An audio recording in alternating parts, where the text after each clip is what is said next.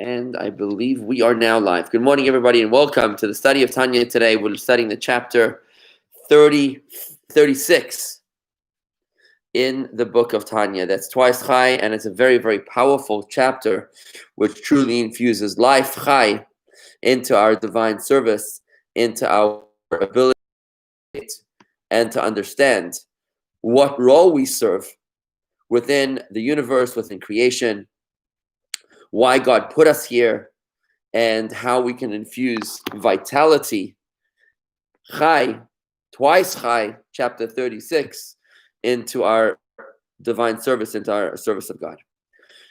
So what we've learned, just to give you the flow, what we've learned, let me specifically tell you what we're going to learn today. Today we're going to learn about the extraordinary power of Torah, like you've never understood it before, as well as the true meaning of Or Lagoyim, a light unto the nations. But before we can really get into that, I'd like to explain where we are holding in Tanya, the flow, so that we can get right back on board. You see, in the previous chapter, in chapter 35, we spoke about the struggle between our souls, the godly soul and the natural soul within us. And we spoke about the fact that the godly soul is actually enclosed within the natural soul. Every single thing that the godly soul does, the natural soul is also engaged in, to the point that we asked a question in chapter 35, why does it have to be this way? And we explained that the purpose of our existence is not in order to purify or sanctify our godly soul, our natural soul, in tandem with our godly soul, to do mitzvahs. Each and every time we do mitzvahs, we sanctify our animal soul, our natural soul, our physical body, and this physical world. That's what we explained in the previous chapter. That physical mitzvahs are more important than anything else. Why? Because those physical mitzvahs are important than anything else, because they impact and infuse holiness in the natural soul. Because when it comes to physical mitzvah, the natural soul is engaged in the mitzvah, because the godly soul couldn't do a physical mitzvah without the body and the natural soul. So the question we asked is, why is the godly soul less important than the natural soul? Why is it that our purpose in this, we've forgotten about our godly soul almost? It's like the godly soul is servicing the natural soul. I'd like to welcome Rob Berger, Karina, Marty, Marty from New York, Mickey, and Miriam also from New York. Great to see everybody, and to our friends also on YouTube. Please post your questions if you have any questions. So the way we spoke about this last week in the first half of chapter 36 is that we answered the question by saying that this physical world is actually the ultimate purpose of all of existence, of all of creation. Why? Because God wanted this world as a home for himself, this lowly physical world. What does it mean, lowly? A world that is concealed, in which godliness is totally concealed. Look around you. Do you see any godliness? The answer is no. You only see physicality. You only see money. You see avarice. You see gluttony. You see self-serving. You see a lot of selfishness, but you don't see any godliness. It's not physically apparent in this world like it is in the world of souls, like godliness is apparent in the world of angels. This physical world is a total lights out on godliness. And it is in this lowly physical world, the lowest of all worlds, where God desired a home for himself. This is the doctrine of Dira Betachtonim, the doctrine of a home in the lowly world. A very, very powerful concept, which really frames our entire divine service. The concept is called the doctrine of Dira Betachtonim. Dira means a home. Betachtonim means in the lowest worlds. For God to be recognized as king in the higher spiritual worlds is really not a big achievement. It's pretty obvious. But for God to be recognized as king in a world where there is no godliness apparent, now that is a big achievement. That is the purpose of creation. And that's why every single time that we do a physical mitzvah, we're uncovering divinity within this world. We're making that physical object with which we did the mitzvah a home for God. We're we're forcing our body and our natural soul to recognize the superiority of God by forcing it to submit, to surrender to the will of God. And thus, one physical object at a time, we are making for God a home in this world.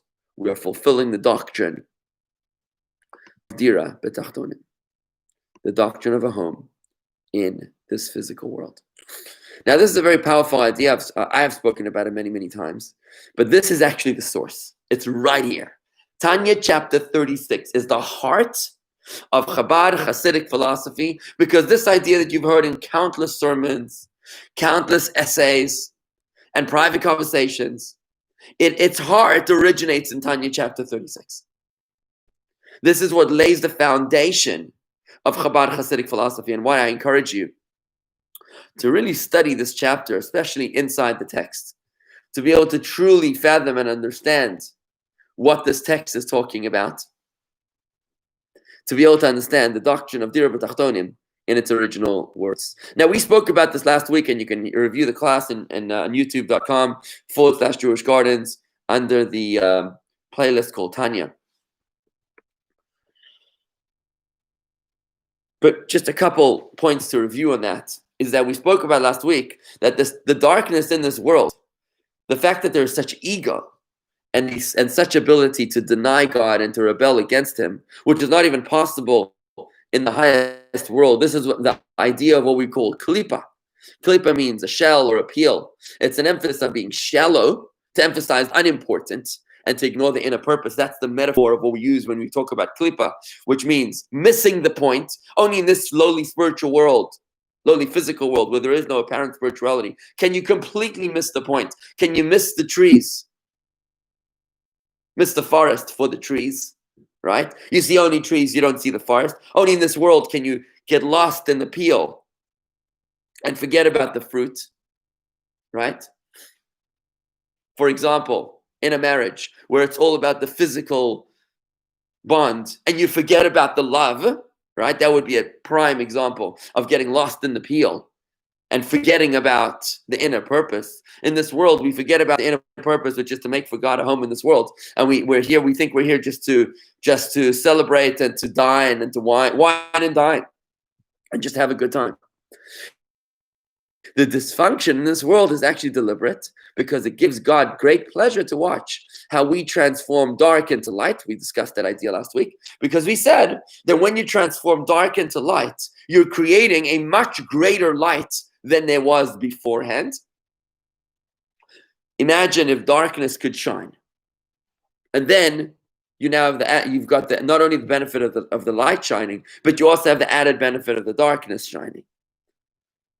And an example of that idea we discussed last week is what happens when you sin, darkness, and then you subsequently do teshuvah. If your sin inspires you to do teshuvah, because you realize how low you fell, then the sin itself becomes a mitzvah. The darkness itself becomes light. And then we say in Torah that the place where the Baal Teshuvah reaches, the place where the penitent reaches, is way higher than the perfect tzaddik can ever reach. Why? Because here he is propelled by his negativity, by his negative energy, propelled by his sin, propelled by his darkness. The light that he's able to achieve is far greater than the ordinary, the regular light being achieved by the perfect tzaddik who never had to struggle with darkness and sin. That's why the godliness that we ultimately reveal in this world is not just on par with the spirituality and the godliness which is revealed in the higher worlds. It's actually far greater and far more intense than the godliness revealed in the more spiritual worlds. Because in this physical world, which was previously spiritually dark, where we grapple with the darkness is now transformed into light. The klipa, which denied God, is now being used in the service of God. Now the light that shines in this world is far, far greater than the light which shines regularly in a world where there was previously no darkness. If you remember, we learned in Tanya chapter 27, we also mentioned it last week, the doctrine of Escapia. Escapia is an Aramaic word which means suppression. That when we suppress our desire, when we overcome our tendency to be shallow, to get lost in the in the trees and not see the forest, to get lost in the externality and not focus on the internality. When we suppress our will, then we force God to reciprocate in kind and to unleash His infinite light. That's what happens in this physical world each and every time we do a mitzvah. When we finish doing a mitzvah with our physical body, with our natural soul, with a physical object like a lulav or a matzah, what happens is that we take something which was previously negative, previously concealing godliness, and we are now unleashing the infinite light upon this object.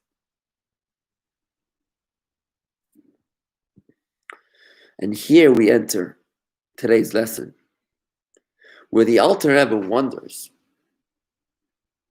if this lowly world is being filled up with unrestrained light of God, through us overcoming our natural desire, unshackling our desires by being unrestrained to a natural default settings and doing the will of God instead of what we want. When we unrestrain ourselves and God unrestrains His own light, if God's infinite light is shining in this world, first of all, why don't we see it? And second of all, how will we be able to tolerate it? So the first answer is, why don't we see it? Because it's hidden until Mashiach comes. We don't see it now because only when Mashiach comes do we get to see the fruits of our labor. You see, the concept of Mashiach in Jewish thought is often misunderstood as a reward for our actions that has very little to do with our actions. It is being misunderstood by many that Mashiach is somehow the carrot that we receive at the end of a hard day's work, when in reality, Mashiach is really the culmination of all of our labor for the past 4,000 years since Abraham. It is the very fruits of our labor. Each and every time we did a mitzvah, from Abraham, Isaac, and Jacob, and Sarah, Rivka, Rachel, and Leah, through King David, King Solomon, and to this day, every physical object with which a mitzvah was done was given a sleeper cell of divinity, of divine revelation, which remained dormant within that physical rock, within the tree, within that piece of earth, within that piece of leather. Remains dormant. The spirituality, the godliness is there, but it's waiting to be activated. When will it be activated? With the coming of Moshiach. Now, this is a very, very powerful concept that helps us put Mashiach into perspective. You know, when we hear about the Rebbe constantly storming about how important it is for Mashiach to come and how we have to make Mashiach come now. It's not that the Rebbe was tired of this world. It's that the Rebbe wanted us to get that ball in the goalposts. You see, when Mashiach finally arrives, it's then that we don't have to struggle in the darkness anymore. We don't have to grapple with ego and with evil and with klipa forces that lead us astray from the will of God, because then godliness will be apparent. Then the godliness within everything will come to be revealed. I've spoken about this before, but I'm going to mention this idea that the word for exile in Hebrew and the word for redemption in Hebrew is exactly the same word. Gimel Lamed Hey. Golah is exile, and Gimel Lamed Hey is redemption, with one difference, that the word redemption has an aleph in it. Not Golah, but Geula. So Golah Gimel Lamed Hey means exile, concealment, darkness, struggle. Redemption is Geula with an aleph. What's the aleph? The aleph is the first letter of the Hebrew alphabet, has the numerical value of 1. When we introduce the presence of one, the presence of God, one God, into this physical world, it's then that we shift from exile into redemption. When we reveal the presence of God in everything, we have brought Mashiach to this world. Friends, I want you to realize how powerful this idea is. I just want you to realize this for a moment. Many people think of Judaism as just so full of so many irritating laws. Every single time I have to eat, Rabbi, I've got to make a blessing. I mean, seriously, is our God so incredibly insecure that he needs me to thank him all the time, every day? How about I do it once a day? You know what? Once a year, I'll do it in Yom Kippur. He should be happy for that. If our service of God was about making God feel good, besides the fact that it would be embarrassing to serve such a God, and I'd probably bounce, then maybe if that was the case, then maybe you should daven once a year or once a day. But when we realize that the purpose of our davening is to infuse holiness into this place, into this time, into this consciousness, you realize the person I was yesterday is not the person I am today. Yesterday's consciousness, yesterday's struggles and achievements are nowhere near today's struggles and achievements. It is within today's consciousness that I need to infuse an awareness of Hashem Echad, of one God. And the same thing goes with food. When I drink a glass of water and I say, Baruch Atah Hashem, blessed are you, the infinite God, who conceals himself in Mother Nature, who created this glass of water, this water, through his speech. You're now uncovering the presence of one God within this water. Nobody in the history of the world has ever declared God's unity upon this water. The same thing happens when you make food that's kosher. And you eat food in honor of Shabbos. Food is our lifeblood, obviously. And therefore, so much of Jewish law surrounds food. Think about that. Kosher slaughter, meat and milk, the tithe separations that only take place in Israel. We didn't even know about them in the diaspora. You can't just buy a tomato in Israel. You got to first tithe it. The blessings before the food, the blessings after the food. There are so many laws surrounding food because food is the essence of life in this world. And when we can infuse and declare and acknowledge and affirm the presence of one God, Hashem Echad, on this tomato and on this focaccia, what's happening is that we are revealing the Aleph, one, within the exile, turning exile into redemption. Now, we learned in chapter 33 that where do we make a home for God? In our own consciousness. That was a powerful, powerful idea that we learned in chapter 33. That you change the world, not in Manhattan, and not in Washington, not at the DNC, and not at the RNC. The place where you change the world is in that 1 square foot on top of your shoulders. It is our consciousness that changes the reality. When we have our head screwed on right, when we are aware of the presence of the Aleph, of one God hiding within each and every creation, that is what reveals the presence of God within that creation. Now, we've been doing this for thousands of years. When will the fruits of our labor come to be revealed? With the coming of Moshiach. When Mashiach eventually comes, the lowly world will be filled with the unrestrained light of God, awareness of his presence, and saturated with his light. This is the fulfillment of everything we've been working to achieve since Adam and Eve were banished from the garden. If you remember, Adam and Eve were placed in the garden. They were told by God to le'avda, to serve, u'leshamra, and to protect it, to serve the garden. We're put in this world like farmers. In this world, we are supposed to cultivate and nurture the land. How do we do this? Not just by planting and sowing and reaping, but by spiritually planting and spiritually sowing the land. By working the land and introducing spirituality into this physical world. God took spiritual and turned it into physical. Our job is to do the opposite, to take the physical and turn it into the spiritual. To reveal the presence of God within this beautiful physical world. Hi, Harvey and Bob. Good to see you guys. And now we're introduced.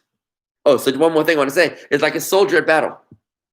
It's not enough for him to follow one specific order. You can't just tell a soldier, shoot that guy. He needs to understand the general target and what will mark ultimate victory. So, he needs to understand we're fighting a war against that nation, and the ultimate goal is X, Y, and Z. As opposed to one specific mission, you got to tell him the bigger picture so that he'll be able to ultimately achieve that. So too when we serve God. We need to understand the target so that each and every one of our individual service is infused with meaning and with feeling. Now that we understand when this revelation takes place, now that we understand what Mashiach is all about, that Mashiach is not some sort of optional add-on to Judaism for the very ultra-Orthodox that decide to be ultra-extreme about their Judaism. No, Mashiach is the fulfillment of everything that we've been working for. It's payday. Nobody in their right mind would work all month and then skip payday. You never call them sick on payday. So too, the coming of Moshiach is the fruits of our labor bearing fruit. It is the revelation of all the consciousness that we've infused into this world. Just want you to picture the scene of the beautiful world that we'll be living in. Think about how the world has changed in the past 100 years. Let's talk about communication for a second. 50 years ago, if you had a friend traveling from Chicago, 100 years ago, somebody came from Chicago, you'd be like, oh, what's going on in Chicago? Is this one still alive? Is my house still there? Does Yenim sell pickles on the corner still? Is that one the mayor? And you're like 12 years behind. By the time you receive the information, everything's like really old. But today, we have an eye that sees and an ear that hears in Chicago all the time. I could practically be in Chicago right now for all the information that I could or do already know about what goes on in Chicago, or Texas for that matter. The world has changed so dramatically in our ability to be able to communicate information everywhere and anywhere all the time. The world, the way we know it today, is unrecognizable 100 years ago. If you show someone a phone from 100 years ago, you tell them this is a phone, they wouldn't even know what they're supposed to do with it. Someone told me there's a movie now about this, about a guy who fell into a pickle barrel or something. And I think Rob Berger told me about this. Somebody fell into a pickle barrel, a Jewish guy. Apparently in real life, he doesn't like Israel, I hear. And he's a Jewish guy. Whatever. But imagine such a story. A guy, 150 years ago, Marty. Yeah, that's my point. The world has changed in the most incredible way. That's what's about to change. Now, if you don't believe in change, look how the world's changed in the past 150 years. In communication, in transportation, in knowledge, in morals, in ethics. The world we know today is unrecognizable. In economics. That's what's about to change with the coming of Moshiach. The world will be infused with the awareness of God. Just like today, we're aware of coronavirus. So we're aware there's a virus everywhere. We're aware of molecular structure. We're aware of DNA. We're aware of chromosomes. We're aware of all sorts of nanotechnology. We're aware of nano, all that stuff that's tiny and we can't see, like germs and viruses and cells. We're just conscious of this stuff. 100 years ago, they didn't even know there was such a thing as a virus or a cell or a sneeze.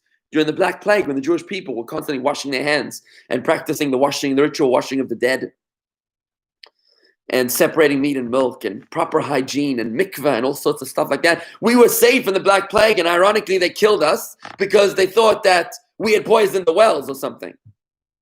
So when the plague didn't kill us, the Goyim did. But today we know about hygiene, we know about cells and viruses, and disinfectants and masks and social distancing. So today we're infused with a deeper awareness, with a higher consciousness when it comes to viruses and cells. What we're not aware of today, where we are in the dark ages still today, is when it comes to divine awareness. We don't begin to have the foggiest clue about divine consciousness today. And that's what's going to change with the coming of Moshiach. Now, if you think this is absurd and outrageous, I'm sorry to tell you, but the world has already changed in the most dramatic ways. So it's impossible to deny the fact that change is real Change is very, very possible. And that's what's happening with the coming of Moshiach. But let's get into the most important point today. When Moshiach comes, and we experience, because remember we said that when the darkness is transformed into light, there is a greater intensity of light than even when there was just ordinary light on its own. The controversial example I used a couple of weeks ago, I think it was last week, was marriage. A regular is great. But if you have a marriage that had infidelity, and the infidelity inspired the spouse to be brokenhearted, sincere, and authentic, and to be more attentive and kind and patient and peaceful and caring, then the kind of relationship that will be born out of the infidelity will actually be, assuming that the other spouse is willing to tolerate this, to tolerate the infidelity, which is over now, then the closeness of their relationship has the potential to be far greater than the ordinary marriage. So what happens now is, when we've experienced spiritual infidelity, we for a couple thousand years have been in exile and separated from God. And now we turn the darkness of this exile into light. Now we unleash the intensity of this godly revelation. It's like putting boiling water into fine crystal. What's going to happen? The fine crystal is going to break. What happens if you put very high voltage into small light bulbs? They're going to blow. So the Alter Rebbe now asks in chapter 36 of Tanya, how on earth are we going to do the revelation in this physical world? If you're going to put such an intensity of light into this physical world through the coming of Moshiach, through the culmination of our actions of thousands of years revealing the presence of God in this physical world, how on earth are we going to be able to handle such a revelation? If electricity can't handle the incorrect voltage, how are we going to be able to handle this? And by the way, this already happened. You know, when godliness was revealed in this world, and it says that when God gave the Torah on Mount Sinai, it says that the Jewish people were able to see the sounds and hear the sights. Why were they able to do that? Because godliness was revealed. It says explicitly so in the Torah. Godliness was revealed at Mount Sinai. You were revealed for us to perceive. Now what happened then? When God revealed himself on Mount Sinai, does anybody remember what happened to the Jewish people? If you remember, please post your comment. They all died. They all expired from the intensity of the revelation. It's like a little candle that's placed next to a huge fire. There's this magnetic pull that the little candle will jump over into the bonfire.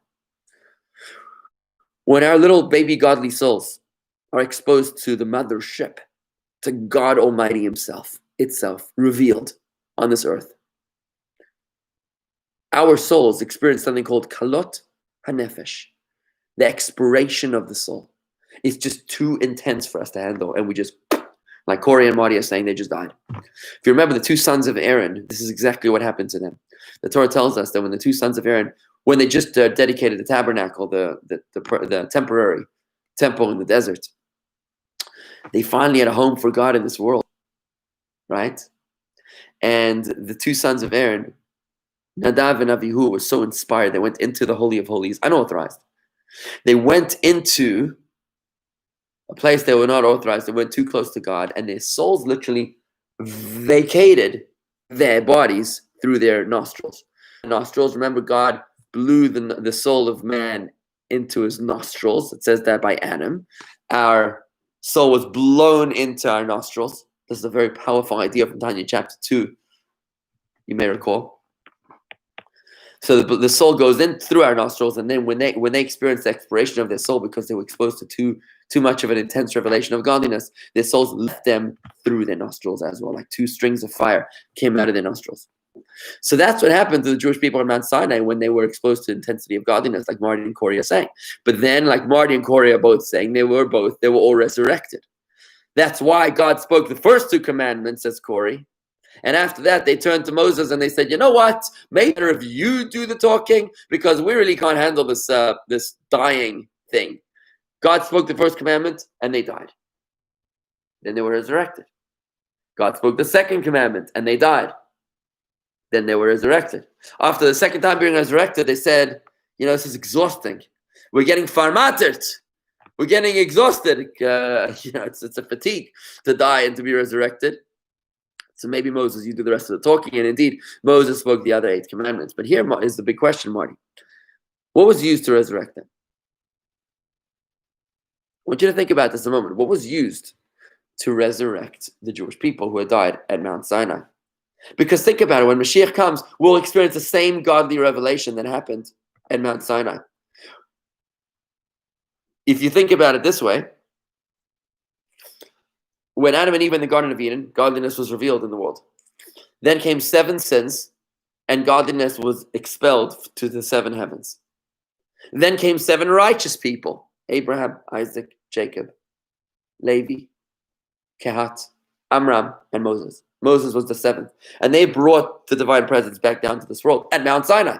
Mount Sinai in the year 2448 since Adam was the conclusion of a 14-generation cycle, 14-step cycle. 7 sinners and 7 saints who brought the divine presence back down to this world. That was Mount Sinai. The problem was that soon after they committed the sin of the golden calf, and God went back up again into self-imposed exile. And for the past 3,331 years, we've been working on bringing him back down again. But this time, he's here to stay. With the coming of Moshiach, godliness will be here to stay. Godliness will be revealed in this world like it was at Mount Sinai. So the question I asked was, how did God resurrect the Jewish people then? Because if godliness will be revealed now with the coming of Mashiach, the definition of insanity is doing the same thing and expecting different results. If we died then from the revelation of godliness, then why should we not die with the coming of Mashiach, with the revelation of godliness? I mean, it's all very nice and well, with all due respect. But if we're going to die, then what's the point? That's the question of the Alter Rebbe in Tanya chapter 36. How are we going to handle the revelation of Mashiach, the intensity of the revelation, the fulfillment of all the work that we've been trying to achieve over the past 5,780 years since we were kicked out of the Garden of Eden? So Marty says it was the word of God that has the power to bring back the dead. Specifically, Marty, the Talmud tells us that it was a special kind of dew. It was called the dew of resurrection, D-E-W. The dew of resurrection, which was used to resuscitate the expired Jewish people. What is the dew of resurrection? The Talmud says that is Torah. Torah has the power to revive the dead. Torah, the only way that we are able to endure the revelation is when we have something that the higher worlds do not, and that is Torah. Torah is called Oz, which means might. Torah is called Koach, which means strength. And that's the reason why when the Jewish people died through the revelation of godliness and Mount Sinai, God was able to bring us back to life.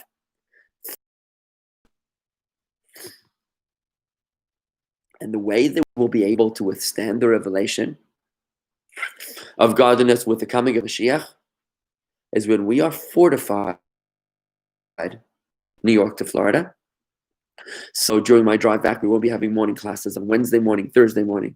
But on Friday morning, there will be a video. So Wednesday morning and Thursday morning, we won't have any Torah classes. We're saturating and fortifying our souls with the power of Torah,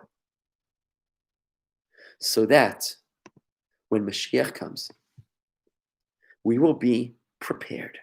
Unlike the Jews at Mount Sinai that literally didn't know what hit them until they were resurrected through Torah study. This time around, we're coming with body armor. We are studying Torah. This is the extraordinary study in the power of Torah. Through our efforts in the study of Torah, the revelation of godliness in this world is able to be sustained.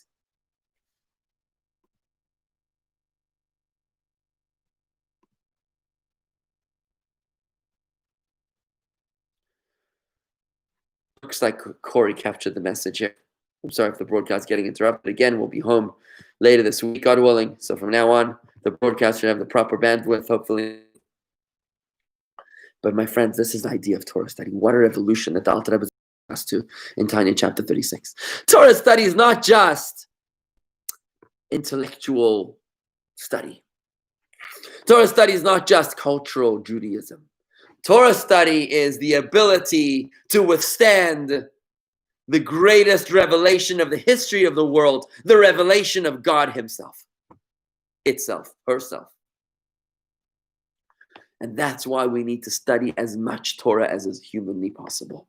This is the reason why Torah study is commanded upon us each and every single day, not because God wants to keep us busy or babysat, but because this is what's going to prepare us for the party. This is what's going to prepare us for the greatest party the world has ever known, the greatest revelation, the greatest intimacy. Imagine you show up to a marriage and you get into the bridal chamber or something, or the marital chamber, and you bolt because you're overcome with anxiety. Now that is not cool, my friends. You got to be ready. You got to prepare yourself spiritually, mentally, emotionally for marriage. You can't just walk into a marriage and think everything's going to be a bed of roses.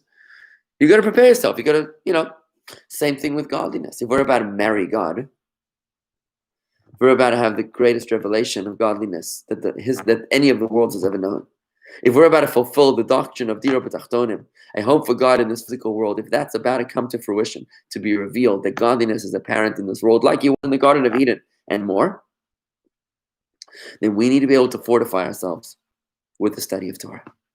It is our efforts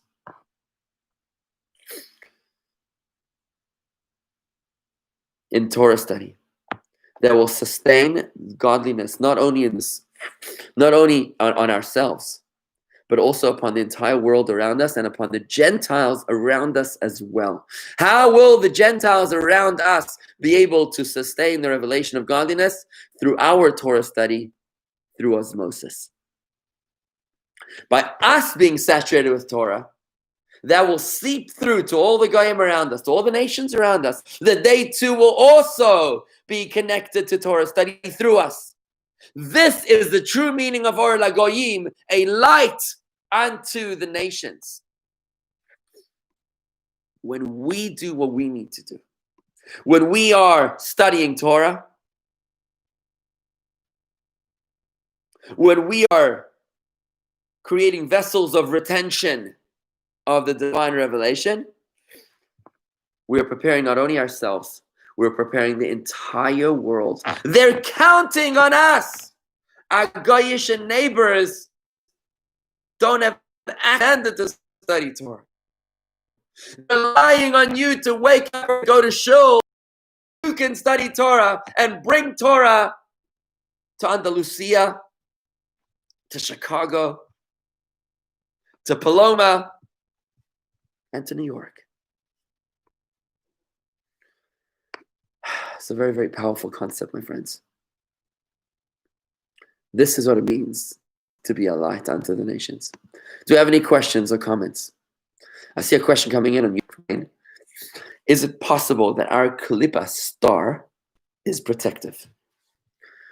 Elaine, I don't know what a Klippa star is. What is a Klippa star? Star? Klippa star. I'm not sure what that is. Good morning, Noah. Nice to see you. Welcome to our Torah on YouTube. We're studying Tanya. Again, Elaine, if you could explain, I have no idea what a Klippa star is. Any other questions or comments as we conclude chapter 36 over here, friends? This very, very powerful and beautiful chapter. I say that about every chapter of Tanya because I always say that when you study Tanya, if you didn't flip some preconceived notion of the universe on its head, then you've not properly understood the chapter. What we've done today, we flipped at least 3 preconceived notions on its head. Instead of thinking of this physical world as a bad place, it is a very, very holy place. Instead of thinking of your body as opposed to godliness, think of and the forces of evil in this world as opposed to godliness. No, they are the site, the ground zero where you're supposed to infuse godliness. That's the whole point. That's the holiest place of all. Secondly, we learned a second idea today, which was the extraordinary power of Torah. You might have thought of Torah as a very nice intellectual pursuit one day when I'll have a lot of free time and nothing better to do with myself. Today you realize that Torah is vital. Torah is oxygen that allows us to literally breathe to remain alive during the revelation of the future of the coming of Moshiach. And the third thing that we learned is a light unto the nations does not mean helping old ladies cross the street.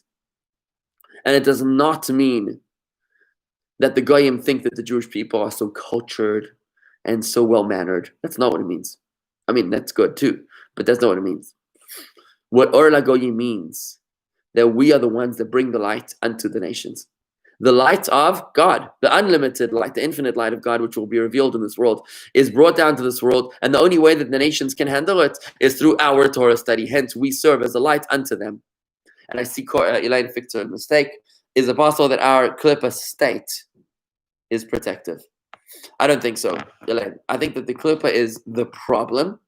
Our Klippa is our ego, is our opposition to godliness. I don't think it's protective. I think it needs to be broken. We need to turn our ego into something holy. We need to infuse holiness into a mitzvah. Never going top PR. Comment on YouTube. I'm partially Jewish. Was never brought up knowing this due to grandparents hiding it post World War II. How can I get into the religion and find an open Jewish community that will accept a late bloomer? Well, never going to PR. Welcome home.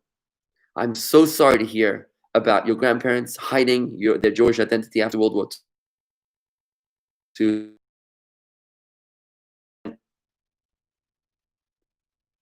I'm just grateful that you know enough to know that you're Jewish. I wonder which part of you is Jewish. But I would highly encourage you to send me an email to rabbi@jewishgardens.com. That's rabbi@jewishgardens.com.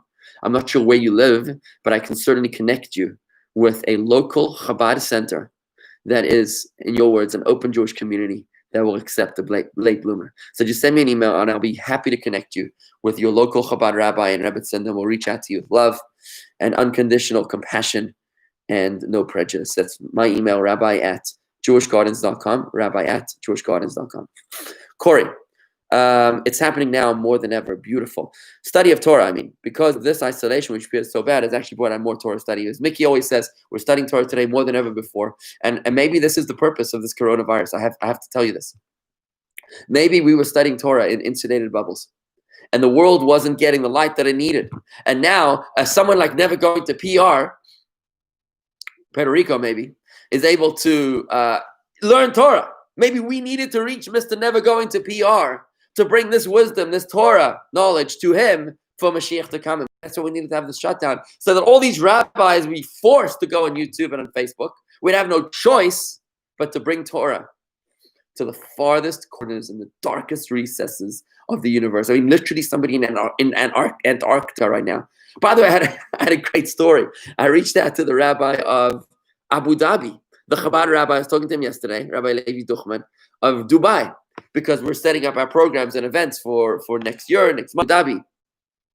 No, it's not Abu Dhabi. I think it's a different place. The UAE. I'm sorry, that's what I'm talking about. The UAE, Rabbi Levi Duchman from Dubai, is going to be speaking God willing to our community. So when I reached out to him, he says, Rabbi Vigler, I listen to your Torah classes all the time. Because he from Dubai is watching my Torah study, and I guess he's sharing it with his community over there. Isn't that amazing? So here I am in Palm Beach Gardens, currently in the Catskills, teaching Torah in Dubai, a place that I never dreamed of going to. Why? We're bringing Torah to Dubai. Can you imagine through this? This is what we're doing. This is the third revolution of today's Torah study. This physical world is the holiest place of the entire universe. The dysfunction, that includes the dysfunction and the ego of this physical world, is the holiest place in the world. Number two, the power of Torah as a protective armor to help us sustain ourselves and the entire world during the coming of Moshiach, which is happening imminently. Number three, Or LaGoyim, a light unto the nations. Our influence upon the nations happens not by behaving nicely in the New York Times, but by us studying Torah, bringing holiness, what we're needed for in this world, so that we can make this world ready for Mashiach to come. Great perspective, says Alicia. Corey agrees 100%. So beautiful. Thank you, OMG. And on YouTube, thank you from Never Going to PR. I'm glad that you got that information. Thank you for reaching out to me. Rabbi@Jewish JewishGardens.com. In the meanwhile, you can watch all the videos /Jewish Gardens. That's right here on this channel. Subscribe to us on YouTube.com /Jewish Gardens. Study with us every day, no matter where you are in the world. We'd love to have you join us and watch all the videos that are there. I'm sure you'll find a lot of inspiration, I hope. Anyways, thank you very, very much, everybody. Today is Tuesday, so there's no more Torah classes later today. But tomorrow, Wednesday, I wanted to make sure you knew, Wednesday and Thursday morning, we're not going to be having Torah study. Not Wednesday, not Thursday. I'll be on the road through Washington, Savannah, and Orlando, God willing. But we'll resume Torah study here on Friday morning with a video of the Rebbe. Also, Corey is teaching her Hebrew and prayer class on Wednesday and Friday at noon at Zoom. That's JewishGardens.com /Zoom on Wednesday and Friday at noon. And Wednesday night, tomorrow night, Sarah Rebitz and Sarah Krinsky is teaching Torah studies, weekly Torah Parsha of the week, tomorrow night at 8 o'clock, again on Zoom. That's JewishGardens.com /Zoom. Thank you very much, everybody, for studying with you. Shalom. Have a great day. This concludes chapter 36 of Tanya.